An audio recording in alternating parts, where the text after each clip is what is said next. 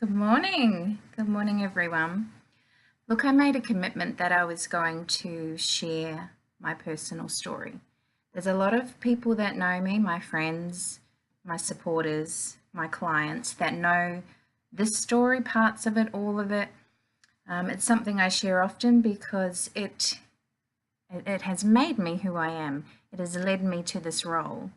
So I think it's important to share what it is in our lives and in our journeys that inspire us to be and do and take on specific roles. Everyone has a story. You know, that's the most amazing thing I've learned for, in all the lives that I've crossed to this point, halfway through my life. Well, fingers crossed we're halfway through.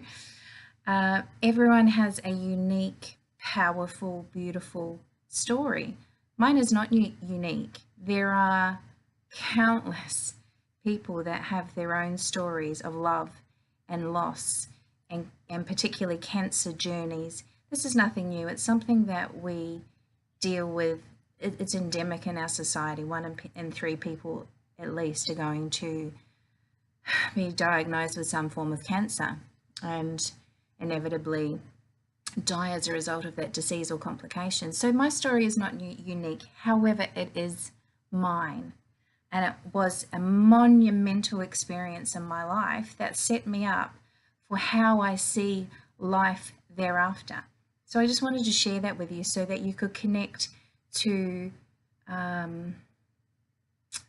my reason for being, for my reason to take on this role, for my reason to really feel committed and passionate and motivated to work on our end of life, to work on how our life looks and feels and plays out when we're living life on the edge of life.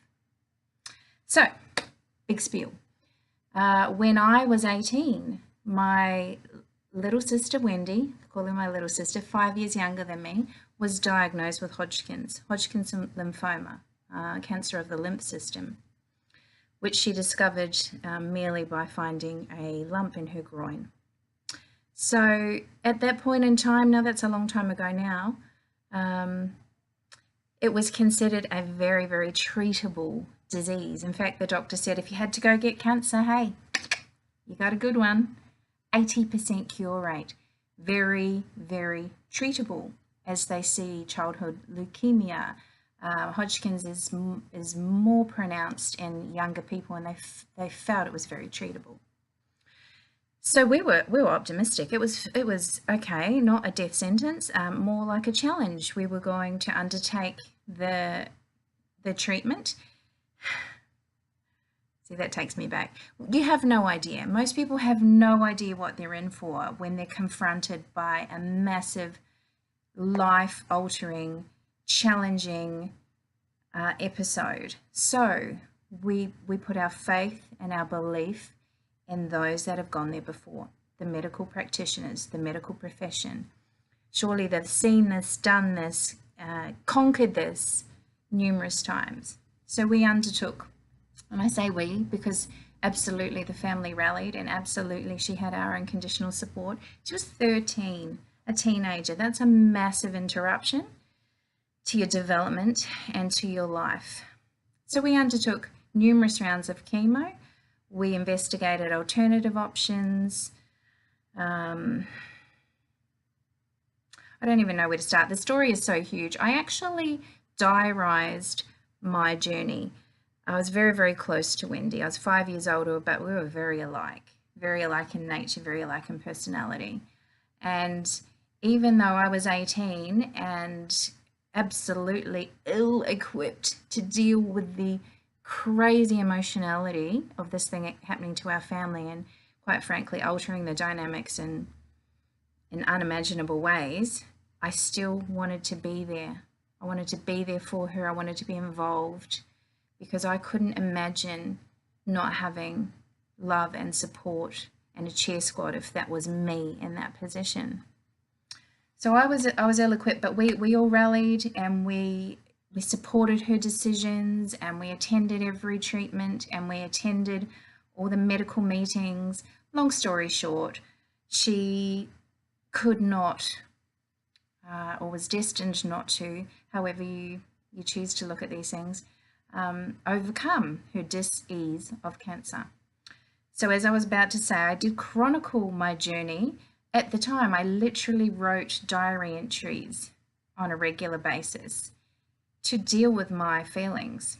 There was a crap load of feelings: resentment, anger, frustration, confusion, utter joy, utter connection, unbelievable acts of love, unbelievable moments of beauty, unfathomable pain.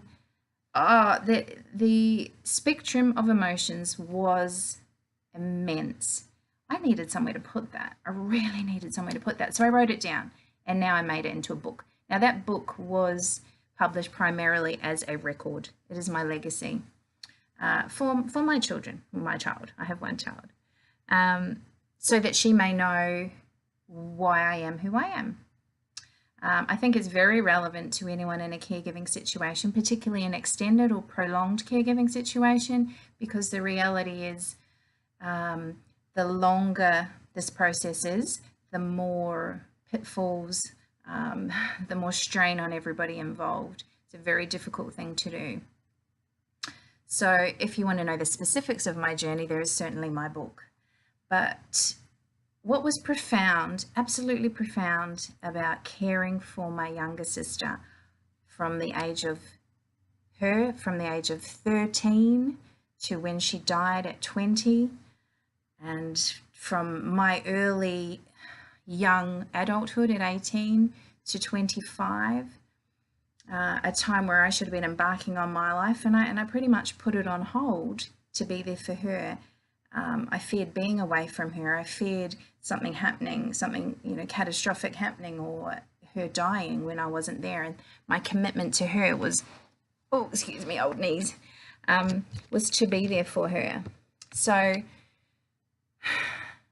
the profound thing was how involved this young, beautiful, incredible woman was in her own journey. She made decisions for herself. She opted to cease all medical intervention. The treatment itself was causing her an incredible lack of quality of life. She was incredibly ill and felt invaded, violated, hurt on an ongoing basis by the treatment. So she ceased all treatment at some point, which was horrendous for us because we felt that was our only hope, our only hook to having a successful outcome, to conquering cancer, which is, the battle, as we call it, the fight that we all embark on when someone we know is living with this disease. So she ceased all treatment. She looked at alternate options. She looked at holistic options. She went the diet route.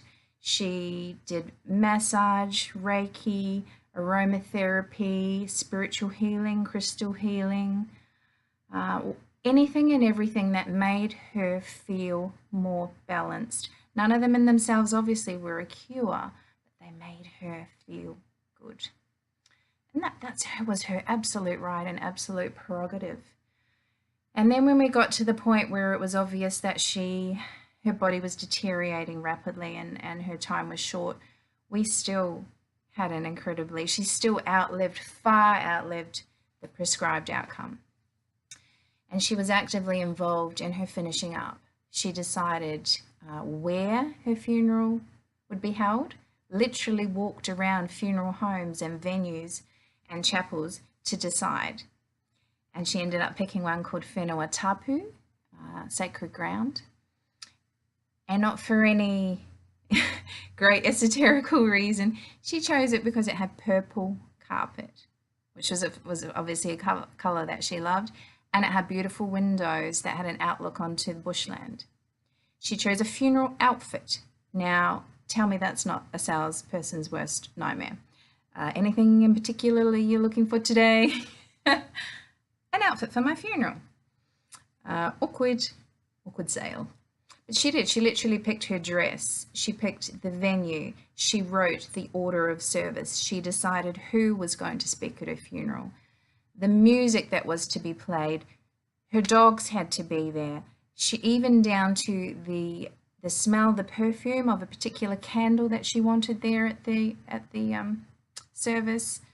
Every last detail she was involved in. She asked to be brought home. Now, back in 1997 when she died, that was a fairly unique concept to me. It is very, very common and very traditional in the Māori, in their tradition. That is what they do. They come home and they're laid out for a period of time, but that wasn't our family. We were New Zealanders. We are New Zealanders. However, that was new. That was new to me. However, I honoured it, and it was the most connected, divine time I could imagine. She came home and was laid out in her bed for 3 days, and we had a wake. People coming and going, speaking to her. I sat with her. I spoke to her. It was incredible. The time allowed for connection and saying everything that needed to be said. Incredible. And we painted her coffin. Her boyfriend and my father painted her coffin. Every aspect of her funeral was organised. She even left us parting gifts, which we didn't know about. We sat and opened gifts. We opened photos and letters and crystals and, goodbye gifts. An incredibly mature and evolved act for a 20-year-old to undertake. And the most amazing thing was she even left a gift for my child. So I was 25 at the time, and she had an incredible insight, an incredible seeing at the end of her life. She saw a lot of souls coming and going, a lot of spirits, a lot of angels, some of our loved ones who had already passed. She saw our future played out, and she saw that both me and my sister had children. Now I was 25, and after she passed, I was fairly screwed up. I was depressed. I had post-traumatic stress disorder. I had years of undoing to wrap my head around this what life means on this mortal coil, really. And I didn't expect to have children anytime soon. And in fact, that was the reality. I didn't have my child till I was 40. So 15 years prior to the event of me birthing a child into this world, Wendy left her a present, left me a present, and left my daughter a present. It was a letter to me, and it was a letter to my daughter, and a beautiful poem saying how she would be the angel that always looked over her as she walked through her life. And a beautiful wooden chunky angel itself that now Jade has in her room. So in terms of spiritual teachings and emotional maturity, she was my greatest mentor. And having that time with her and walking that journey with her changed me in immeasurable ways. And my life would never look and feel the same again. I just want to let you hear a reflection that Wendy herself wrote. So she was diagnosed in 1991 with Hodgkin's disease. And 2 years in 1993, she was in a very dark place and very confused about what it meant to have cancer and how the medical profession didn't seem to be able to help her. So this is actually from her diary. She kept numerous diaries and journals also, which I really must publish someday. This comes from a book that was actually written by her GP. It's called Dreaming a Lighthouse, A Creative Partnership, a Teenager, Her Doctor and Cancer by Hetty Rodenberg. Hetty took her on an incredible journey. They went together through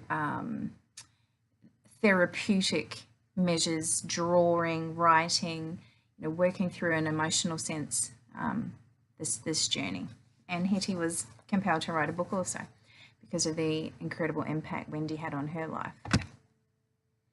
Okay, so to me, Cancer is a stairway rising up into the unknown.